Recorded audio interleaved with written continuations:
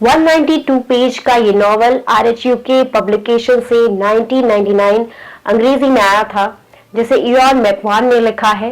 Ion Macwan adults के लिए लघु कथाओं और उपन्यासों की समीक्षाओं द्वारा प्रशंसित लेखक हैं। उनकी पहली प्रकाशित कृति लघु कथाओं का संग्रह फर्स्ट लव लास्ट राइट ने समरसेट मौघम पुरस्कार जीता। उनके अन्य पुरस्कार विजेता उपन्यास है द चाइल्ड इन टाइम, जिसने 1987 का novel of the year award जीता, और एम्स्टर्डम, जिसने 1988 का बुकर पुरस्कार जीता। यह नॉवेल एक सोशल साइको थ्रिलर है। इस वर्ष 1998 का बुकर प्राइज दिया गया था।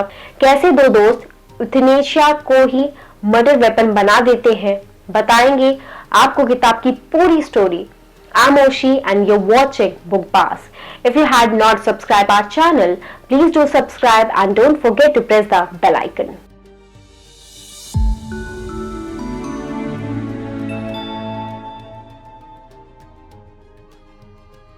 नॉवल की शुरुआत मॉली नाम की महिला की डेथ से होती है।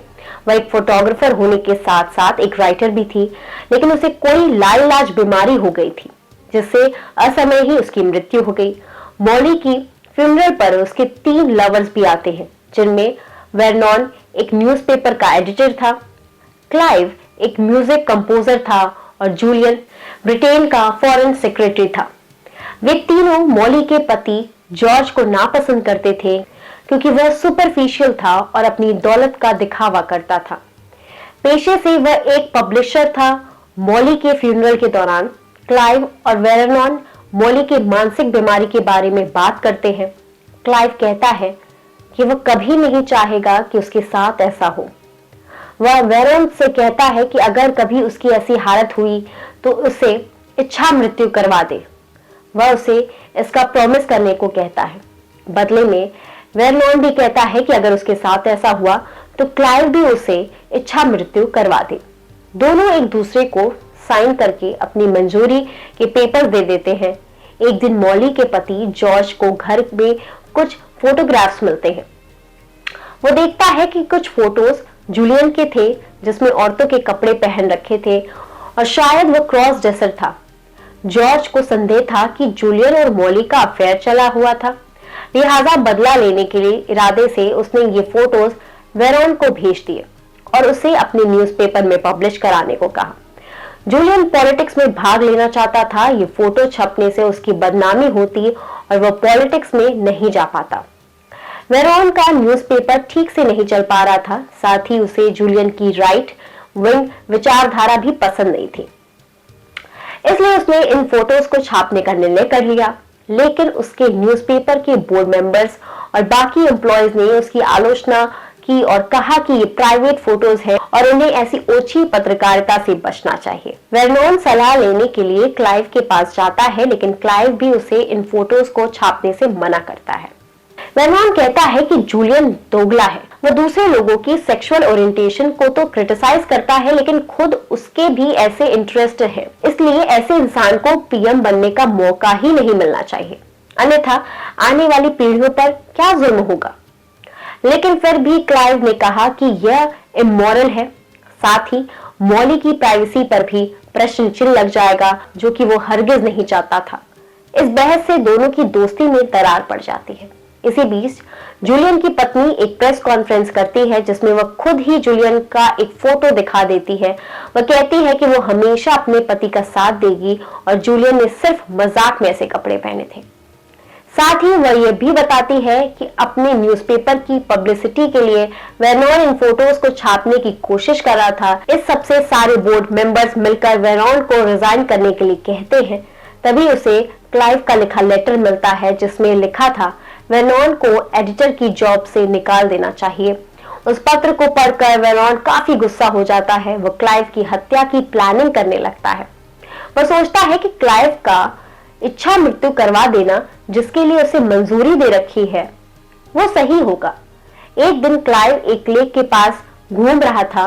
वह अपनी सिम्फनी म्यूजिक के लिए इंस्पिरेशन ढूंढ रहा था। एक पक्षी की आवाज से उसे एक आइडिया मिल गया और वो घर की तरफ जाने लगा।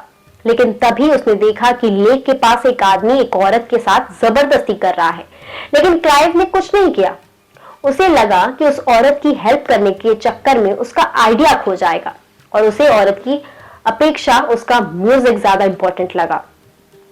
यह सोचकर वह जल्दी से घर चला गया। बाद में उसने इस घटना के बारे में वर्नॉन को बताया। वर्नॉन को उसकी बात सुनकर बहुत हैरानी हुई। उसे यकीन नहीं हो रहा था कि क्लाइव इतना इनसेंसिटिव कैसे हो सकता है। वर्नॉन ने उसे कहा कि हो सकता है कि वो रेपिस्ट था जिसकी पुलिस को काफी अरसे से तलाश थी, इसलिए क्लाइव को जाकर पुलिस से इसकी जानकारी देनी चाहिए। लेकिन क्लाइव ने कहा कि वो पुलिस के पचड़े में नहीं पड़ना चाहता। क्लाइव के जाने के बाद वर्नॉन खुद ही पुलिस के पास जाता है और उन्हें बता देता है कि क्लाइव ने रेपिस्ट को देखा है। पुलिस वाले क्लाइव को थाने में बुलाते हैं, जहां उसे सस्पेक्ट की निशानदेही करने के लिए कहा जाता है। क्लाइव उस आदमी को पहचान लेता है। इसके बाद क्लाइव को घर भेज दिया जाता है। इसके बाद वर्नॉन क्लाइव की निंदा करता है और कहता है कि वह कितना बड़ा हिपोक्रेट है। खुद तो उसने वर्नॉन को जूलियन की फोटोज छापने के लिए मना कर दिया था और उसे अनैतिक बताया था, लेकिन उस महिला के साथ हुए रेप के बारे में पुलिस को भी नहीं बताया। इस सब से क्लाइव वर्नॉन से बहुत गुस्सा हो गया। उसे लगा कि वर्नॉन ने जानबूझकर उसे पुलिस के पचड़े में फंसाया था। वह भी वर्नॉन की हत्या की प्लानिंग करने लगा और इसके लिए उसने सोचा इच्छा मृत्यु में वो ऐसा कर सकता है, जिसके लिए वर्नॉन ने पहले ही उसे मंजूरी दे दी थी। एक दिन क्लाइव की नई म्यूजिक सिम्फनी का आयोजन एम्स्टर्डम में होने वाला था।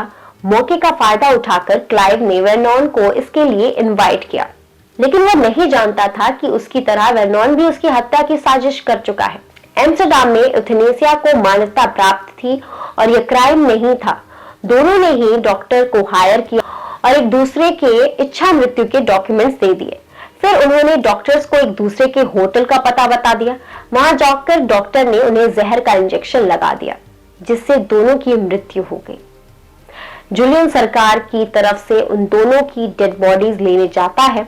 उसे लगता है कि उन दोनों ने सुसाइड किया है, क्योंकि वर्नॉन का करियर खत्म हो चुका था और क्लाइव की सिम्फनी वास्तव में नकल की हुई थी। लेकिन जब वो वहां पहुंचता है तो देखता है कि वास्तव में ये डबल मर्डर था, जो उन दोनों ने इच्छा मृत्यु के बहाने एक दूसरे को करवाया था। जूलियन इसकी खबर जॉर्ज को देता है। उसके बाद वह वर्नॉन की विधवा को डिनर पर बुलाते हैं, सोचता है जिसकी तरफ वह पहले से ही आकर्षित था। एम्स्टर्डम वास्तविक शिल्प का एक काम है। चरित्र स्केचिंग, कहानी विकास, संगीत निर्माण के विशद वर्णन, इसकी सूक्ष्मता से लेकर हास्य तक सब कुछ शानदार ढंग से काम करता है। साथ ही लेखक वास्तव में दो दोस्त के बीच व्यक्तिगत संबंधों, उनके मतभेदों, विचारों को शानदार ढंग से पकड़ता है, जो उपन्यास का दिल है। उम्मीद करते हैं आपको ये वीडियो पसंद आया होगा। ऐसी ही वीडियो को देखने के लिए हमारे चैनल को अभी सब्सक्राइब